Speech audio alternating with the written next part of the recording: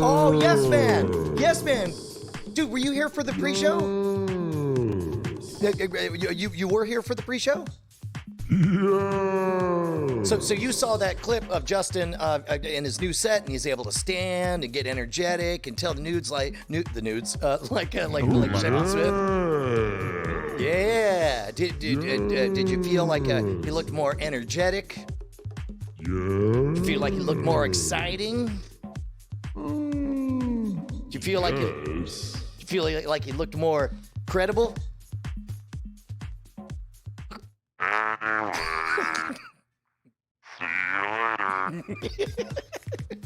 That clip is amazing of you looking like a crazy man waving your papers around. They just need to be more crinkled. Oh my gosh! Hey, good show, everybody. Oh, that was fantastic. Heaton, if we're now in Aftershow, so if you have work to do, I will depart here momentarily, and I gotta be up. Wait, here. Can you cover for me while I run to the restroom? Okay. Everybody, make sure you follow Political Orphanage and at Mighty Heaton on Twitter. Alienating the audience. Alienating the audience. I just had a great conversation. Did you ever watch Mystery Science Theater 3000, Justin? Of course, yeah. Mary Jo Pehl, who played Pearl on that and was a writer on that, I just interviewed her today for Alienating the Audience, and she is a wonderful human being. By the end of that, she was like inviting me to visit her in Minneapolis. She's super cool, and I totally comedy nerded out with her. Where we're like 40 minutes of just me going like, yeah, but what was the taxonomy you used to come up with the jokes? It was great. It was really cool. Dude, that's fucking awesome. And you know who else? Paul Mattingly, our mutual friend, is going to be on Alienating the Audience here in a couple of weeks. We're doing have you done the interview yet? Yes, we have. Yeah. You have. We have, but he'll be back. He's no. Quite good. I just want to know, like, the moment I think I texted you and I said like, you and Paul Mattingly not knowing of each other from the beginning and yet sniffing each other's butts like dogs through your appearance on Ice Cream Social, and just kind of realizing that like, oh no, wait, these two need to actually sit down and have a full-on nerd conversation. We had our full-on nerd conversation about an hour before this show that'll come out later, and So to the episode that we're doing, normally I do like a deep dive on a particular topic on Alienating the Audience. You know, we're going to do the ethics of her or whatever. Sure, But in this episode, we did Starfleet draft picks, where I had Nick Sperduti, frequent contributor, and Paul and myself. We all did draft picks of all the Star Trek series that ever existed, with the idea being that we're making our own series and then pitching it. And I got to be honest, I kind of dropped the ball, because I had a plan and then I scuttled it at the last minute. It wasn't as good. Paul fucking clearly spent days coming up with this. He absolutely 1,000% sat down in an overstuffed chair, if he owns such a thing, like knocking a pencil into his lips. He was prepared. He had like a 20-minute pitch deck for this show. It was very impressive. I mean, I've known the Ice Cream Social guys for the last few years, and it's been great hanging out with them. Paul is one of the most befuddling humans I've ever been around. He's also, I had no idea he had like such intense comedic training, because on Alienating the Audience, we do our main topic, and then once a week, me and Nick do this thing called vagabonding, where we do kind of semi-scripted comedy sketches. Where we go Paul built for that. We go to Vulcan or something, and Paul was like, by the way, if you guys ever do improv, and I was like, actually, it so happens we do that every week, Paul. Do you want to do comedy with us? And he's like, well, I got into Star Trek because I was in Second City, Nevada before it shut down, but then I was on a Norwegian cruise doing comedy, and I was like, holy fuck, you're hired, Paul. Oh God, yeah, no. If you he's on Alienating the Audience. I'm new at it. Okay. No. So, somebody's asking where you can find this podcast. So he's going to be out probably in 2 or 3 weeks, because I just pre-recorded some episodes today. But it's called Alienating the Audience. That is my sci-fi podcast. It's not political. It's just sci-fi. It's for nerds. We do super deep dives on a variety of science fiction, and then at the end, or as a separate episode, we do comedy. I mean, as his biggest platform and comedy partners, will routinely just mock him whenever he starts firing up any kind of like nerd improv. Like you would literally be giving him the actual release valve that he has this is for finally years. the same way that I desperately needed this in a campaign year. Paul just needs it in general. Oh God, 100%. But yeah, no, it's fucking. I'm so excited you guys found each other. Yeah. Mostly because you guys are two of the funniest people that I've ever met. But on this specific issue, like there is just magic in the offing. You need to do the improv shit with him because it would be magic. Yeah. Speaking of some sci-fi and improv, we were talking last night. We did some bonus material where we talked about UFOs, and we before everything we were talking about Coast to Coast AM and BBC George for people who believe they've been abducted by aliens. It's a great program. Right, and at some point, I realized that there's not a single improv artist on the entire planet that's better at yes-anding than Art Bell.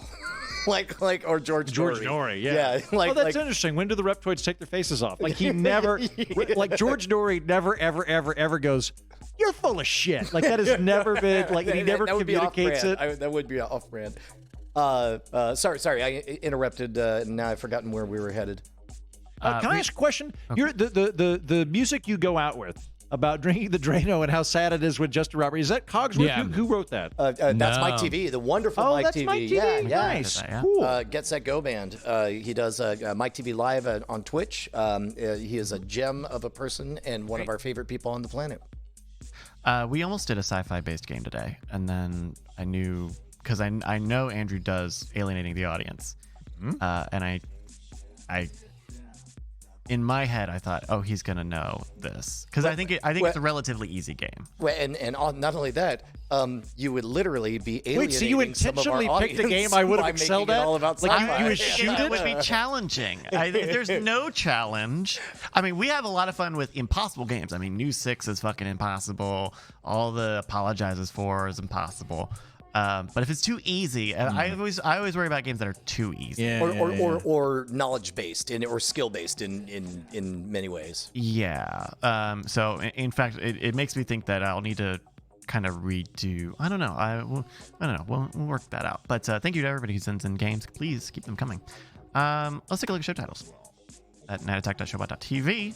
Yeah. For the title of the episode that we just did, including. My milkshakes bring all the boyobes to the yard. Do snakes have buttholes is a good one. That is like if that's in my feed, that is a must click. That's also a good children's book. I feel like that would be something you'd see on Brian's coffee table when his children are in elementary school. Although truly, I mean, my sentiment is not that they don't have buttholes, which is a funnier title. It's again more correct is Bad Weaves. Snakes ain't got no butt. That's actually like something that you put on a tea towel. Disney swings big dick. I don't think I want a tea towel with the word butt on it. Poopers versus nudists. No. Whatever, prude. Chonk or spaceship? I don't remember that, but I like the sound of it. Punk? Oh, because of the silo. No, that was the the silo. Okay. The dummy thick SpaceX ship. Yeah. God damn, that was amazing looking, right? Yeah, that is really that cool. Was a fucking building that just Yeah. said, "I must go back to my home planet." I mean, how about this one? Heaton gave it up to Southern Beauregard. Let's float that on the internet. No. Southern Beauregard did not earn being in the title. Okay. I did kind of like shoot Betty White into space. That's pretty good. Yeah. That does. Well, unfortunately, there'll be a time when that will not age well because. Yeah, Well, and you I know mean, it'll hey, be tomorrow. I Like know right when that- you wake that's up, right. you'll be like, "Oh God, no!" Well, we were saying that we should honor her by putting her remains on the moon, like we did with Schumacher. I do like just remember, Bryce. I don't get it. I've talked to Unagoster since then. I like COVID jet ski. That seems timely. Oh man. Space orgasm, orgasm. like that's just evergreen. Yeah. Space orgasm. Glowbug Heaton 2020. Dude, Nice pooper pack. is a space orgasm ever green? Well, Is it ever what? He said it was evergreen, and I was saying like I was doing the pun thing. I was doing the same thing. I hope. well, but I was afraid you were wasn't making a listening. choking joke. when you No, said I know. green. I was making a like you're in space, so when you come, it's green instead of white. God damn it! I think you just spin around. Oh, that would be good. if to, you're not in to space, find do it out. push you backwards. Yeah. Good point. Yeah, And I think it do. yeah. Sorry, we are clothed. I see that sign every day. It's a good sign. I remember they had, before they closed twice because of COVID, they had a what is it, the Tuesday #MeTuesday special lunch. Oh no! And it cost $69. Oh my goodness! Jesus. Hocus pocus. And they love puns. How about this one? Iowa, fuck you and your corn subsidies. And then I'm if in you- favor if of you- that one. I also might make that a campaign button.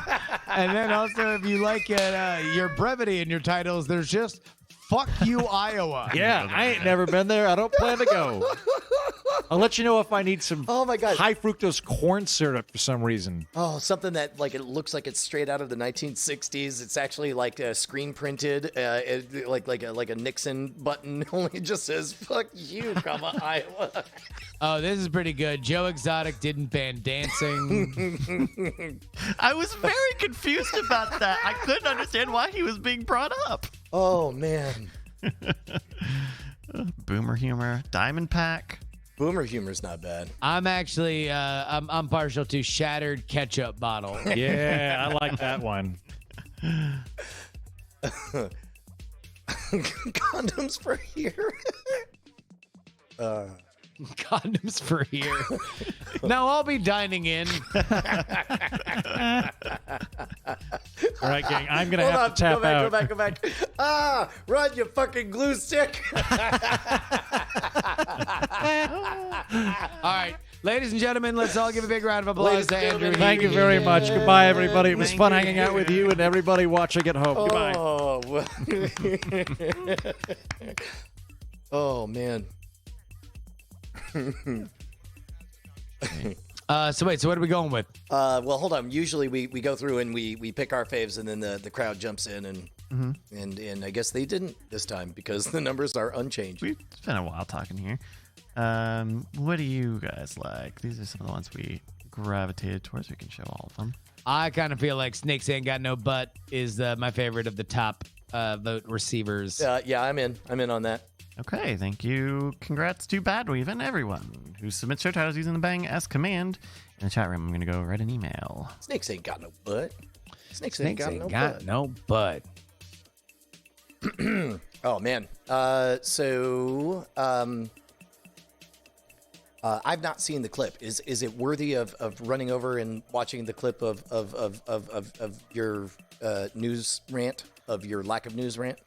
No, not really. Especially because it would require Bryce to do a thing when he literally asked us to do anything but make him do a thing. I meant me personally. As soon as we're off the air, that kind No. I mean, it was It's mostly energy. I think we saw it. Yeah, it's fine. We got got what we were gonna get out of it. But no, I'm happy with the set. The set's coming along, and it will only get better as more things come in. But I'm actually think I'm going to use this as my this was my Yes Man mic, but now that my Yes Man mic is wireless. mobile, totally mobile, I'm going to. I literally just got in, but I didn't have a chance to hook it up.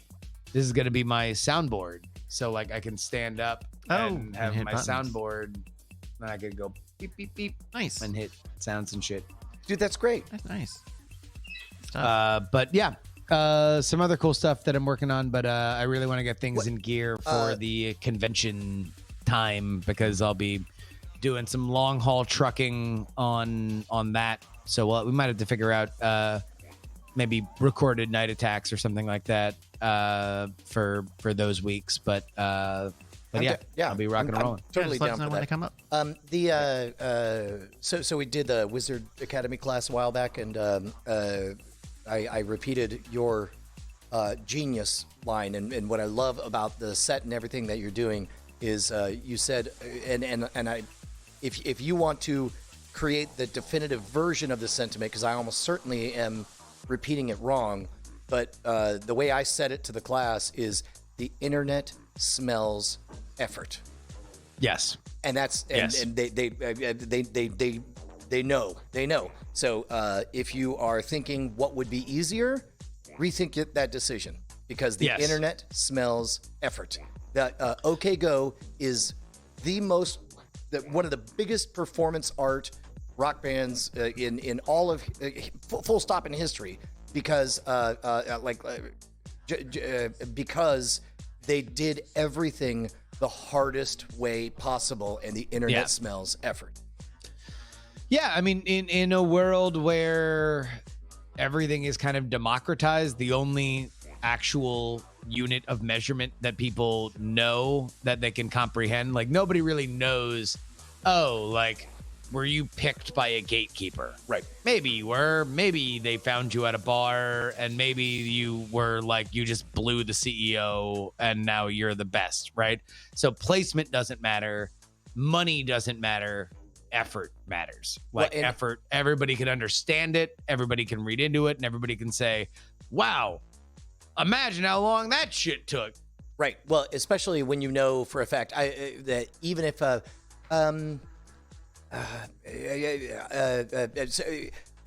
separate discussion, but also like 10 years ago, if you had a green screen, that was code for we're a professional organization. Holy shit, we have a green screen. Now it's code for I'm definitely in my basement, you know? Yes. Whereas having a physical set now is like, oh shit, that social proof, like that, those are the trappings of authority. That's somebody who has their shit together, right? And so, that's part of the reason that we make sure, on all the shows to try to use as many nooks and crannies, to have as many different places as possible, so that you're just left with the impression of like, oh shit, this place is big. Yeah. Oh, totally. And that's the idea. Is because when I first started doing the stand-up stuff, people were like, "Oh, just get a green screen, go full green screen," and it's like, I could see a world where there's an element of this that's green screen that we could show stuff, but it's like, for now, I really like the idea that it's like, anything that I really want, I can move it into. It looks more like television for me to be in a box, and the big thing to be in a box, instead of me being like doing the Wayne's World thing, which, like, if all you have, like when Meryl started getting into streaming, I was like, green screen, fucking, because if there's one way to make a tiny little space look like infinite space, green screen, perfect. But I have a little space to play with, and I've got a little money to play with, so it's like, fuck, like, why not dress it up and make it look something a little bit cleaner and cooler? Man, I'm really excited about.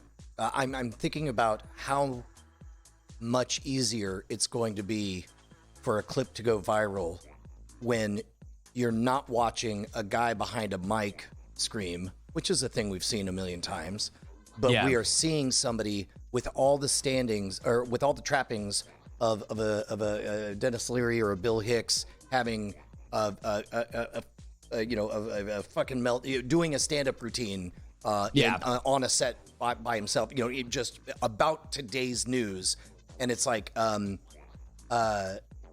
man, part of me just wants to I wonder how to because right now your process is you have to do the show, and the show is I don't know, let's say an hour and a half, 2 hours long, or however long. How long is it usually? Streams are 2 hours, Okay, but yeah, they're not like show focused. They're definitely the like meandering stream kind of aesthetic. But I guess here's something I would love to figure out a process for, because let's say 15 minutes into your 2-hour stream, news happens and it comes in, and you immediately, I assume, would go to it and possibly have not just a hot take, but the gestalt, zeitgeist, perfect hot take in that moment. The best case scenario with the current workflow is that you have to wait until the end to cut it out and publish it, or get it out there on a platform that is approachable. or the second best is one of the people in the chat room clips it and gets that URL and passes it around. But I don't know that I've seen I don't think on Twitter or on email or on any other platform anybody has handed me a viral Twitch clipped thing on Twitch. They certainly exist, but they wind up finding their greatest prominence when you port them over to other things. Right. Like they find their greatest prominence on embedded Twitter video. Although then again, I'm sure in the Discord video game world, I'm sure that there are plenty of viral Twitch clips. Like, you know what there might be, and maybe this is something everybody could. Just if I say train, it makes it sound like somebody works for us. Nobody works for us. We work for you. But a prime everybody to understand is yes, clip, but I'll bet there's some tool out there that takes a Twitch clip, and auto flips it over to a downloadable MOV that could be, or MP4 that could be uploaded to YouTube or whatever. I mean, there's sites that do that now. I mean, it's just a matter of like exactly how much you want to automate it and where you want to direct it, and whether or not you're putting them on like your socials or your Discord or whatever goes wherever you want to put it. But no, yeah, I mean, like a part of having the good community is having people that clip out the funny shit or clip out the stuff. And like, so the moment today was something that I didn't go back and do a highlight about. It was clipped out, and then I made a Star Wars reference that I was like, not everything has to be about Star Wars, so I, cut out the Star Wars joke. But then, and that's the clip that I put on Instagram and Twitter. Are you gonna watch that Star Trek cartoon coming out? Lower Decks. I have not watched either the new Star Trek or Picard yet, so maybe once I get through Picard at least, then I would think about it. But then again, I'm not the cartoon guy, so probably not. Yeah, That's Mike McMahon working on that. One of the Rick and Morty guys. Oh, okay. Well, then maybe it'll be good. I mean, like, he obviously gets sci-fi tropes, and if he can do fun and interesting things with them, then that would be fucking rad. But yeah, I'm not particularly juiced by it. I forgot that he was doing, because we talked about this in After Talk, because we're going to watch the first episode for spoiler in time. right. And we're also going to watch the first episode on the show about the making of The Mandalorian, and we're only going to keep watching one of the two. So we're literally having the Star Wars versus Star Trek. That's great. Face off. Yeah. But I know we were talking about it, because I have not seen any Star Wars anything. And so I thought, well, I don't know. But I really did like what he and Justin Roiland did with Solar Opposites on Hulu. So yeah, I'm just remembering that makes me feel pretty good about it. Yeah. Yeah. Oh shit! What was I gonna say? God damn it! I lost it.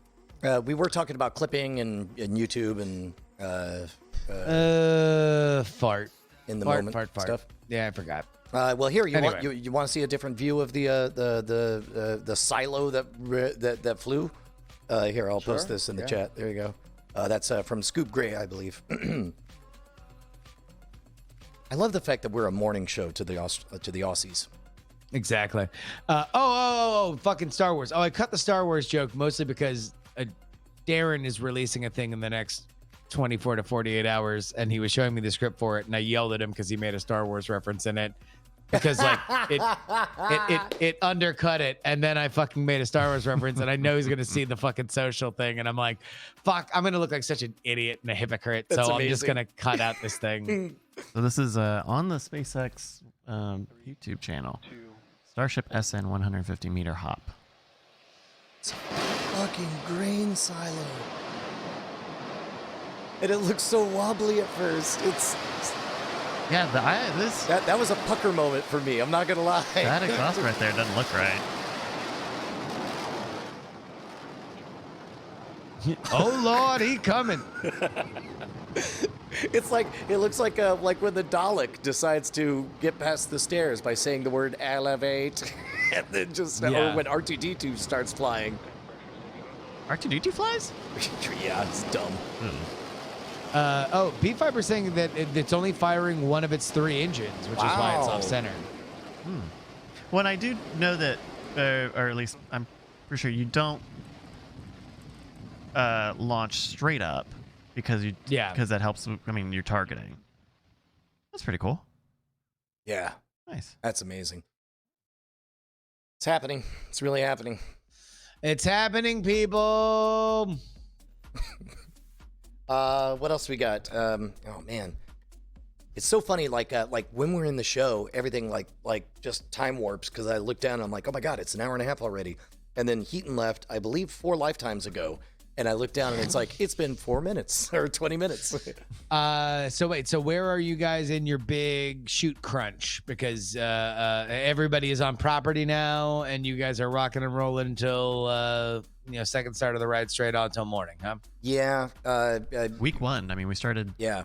And, August 1. So not even week 1. We're on day 4. I mean, within Yeah. the year 1 or year 0. How's it going? So far so good. It was tough because we were down a team member because what's funny is when a team member types in, hey, I think I might have COVID, it's easy to roll your eyes, and then you talk to them on the phone and you're like, Jesus, that cough, you might have COVID. Yeah. And so we had to wait for the team member to get a test, and it's good to be at full strength right now. So everybody is clean, everyone's tested. Yep. Dude, I'll tell you what, you guys are in a good position to have a facility to run those tests. Those fucking like instant tests are like worth their weight in gold. And they're not messing around. The drive-through place. I mean, I wanted to criticize their human blockhead technique. I was so annoyed because they just went dunk dunk dunk, and I'm like, hey, that's not how you do it. God damn it. Yeah. But they're all like, and off you go. And then they call immediately. That's fucking good, man. Oh, I'll tell you what, that's so like, just the fact that a facility exists where you can just get it and you know exactly when you're gonna get the result is huge. Well, and I was worried. It happens to be the place where our pediatrician is. So I was afraid that we were only able to get it because we happen to be part of that already a customer. But it sounds like it's just super available now, and anybody can do it. Heaton. We already talked about this, but Heaton got his within 2 hours at a totally different facility. So Austin is being really, really good about testing. I don't know if we talked on this show.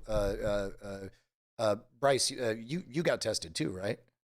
Yes, I did. I did it at a CVS, and it was not an instant one, but it was also free. And I was able to schedule it. You schedule online. I think I scheduled it either very late the night before, and then I know of someone who scheduled one the same day, early the day for that afternoon. And it was pretty easy. They show you all the things. You're doing this all through the pharmacy. The deposit box, and they're saying, no, put it in here, and then the only thing, so they don't watch you, or they didn't watch me when I did it. And when I walked away, I was like, oh, did I have it in there for long enough? Did I rotate it enough times? But it was actually pretty easy to get it in, because I'd never done. Well, we've got a Scam Nation video about doing the human blockhead. Oh, so you knew the technique. But I had never done it, and I had never had the experience of doing it. Eyes watered a little bit for a little while. But it was pretty good. Yeah. And then what's funny is just now when I said you got a test, right? Like as I was saying it, I suddenly wondered, is there a stigma? Shouldn't I know that? No. Is there if we were talking about HIV was stigmatized for a while, like if I just casually said you got an HIV test, there was a time when that would have been stigmatized. I don't know if there's any stigma to saying you got a COVID test, right? I wouldn't think so now. But I suddenly felt weird because I don't know if that's universal or not. I did feel a little weird. Yeah, right. Okay, it felt weird to me too. So okay, good. I'm glad that we're checking in on this.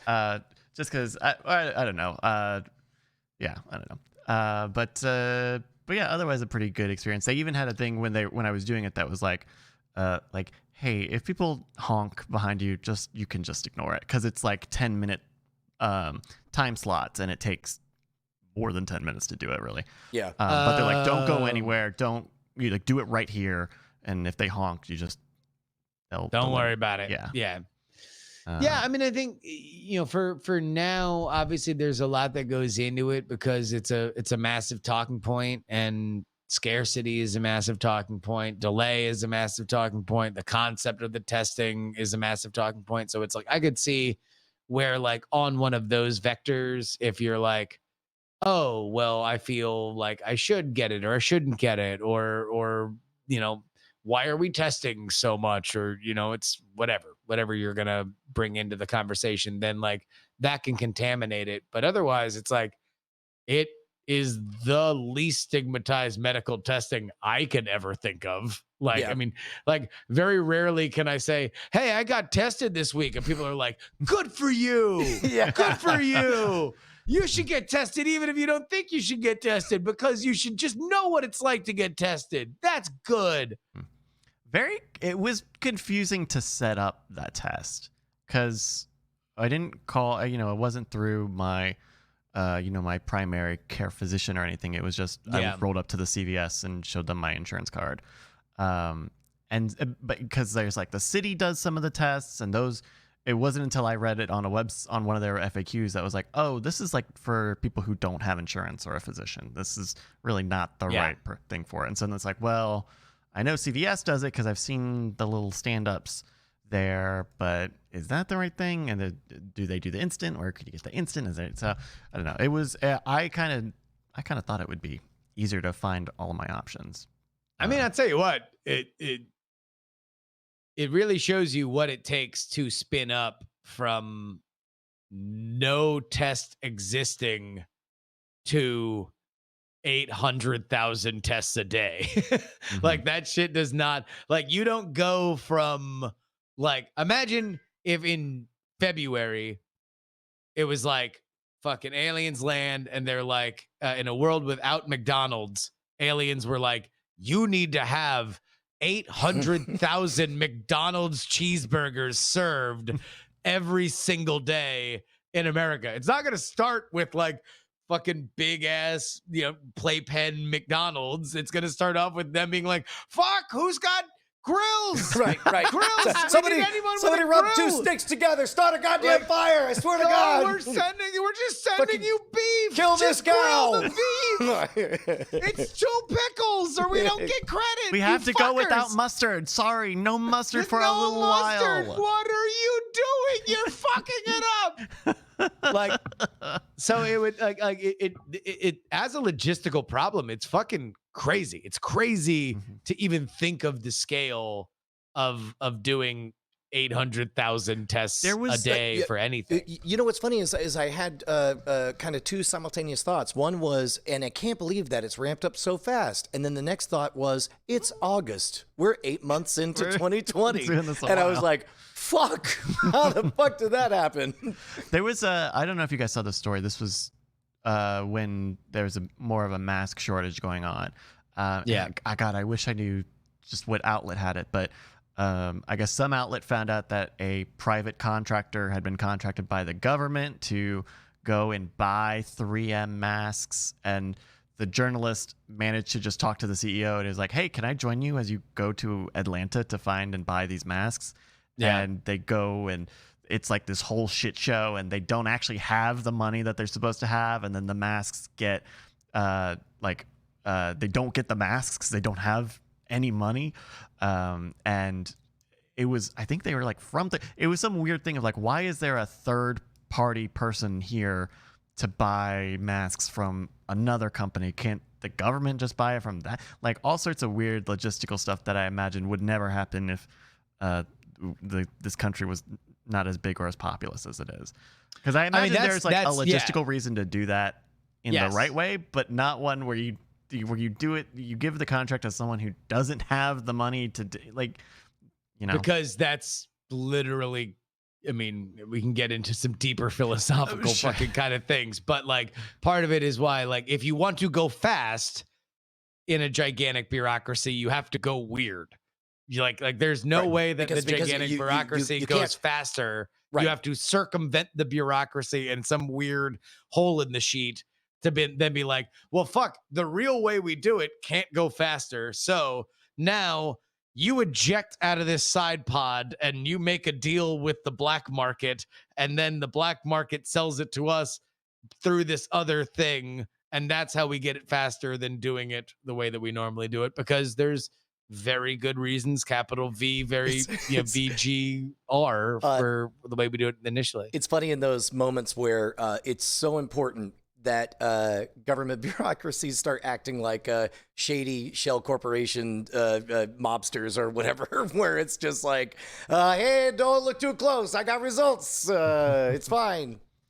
Somebody was telling me, or there was a viral tweet or something on Reddit where they were like, kids that are coming to Florida for college that need to show that they have a negative COVID test, and it's like, oh yeah, just go to Greg. He's selling fake negatives. Ones, yeah. Oh Jesus. Yeah. And it's like, I don't know whether or not that's that, because that seems like almost too on the nose for Florida. But then again, like, I'm from Florida, somebody's selling fake negatives. Like, that is the scam capital of the fucking world. Got that negative here. Oh yeah.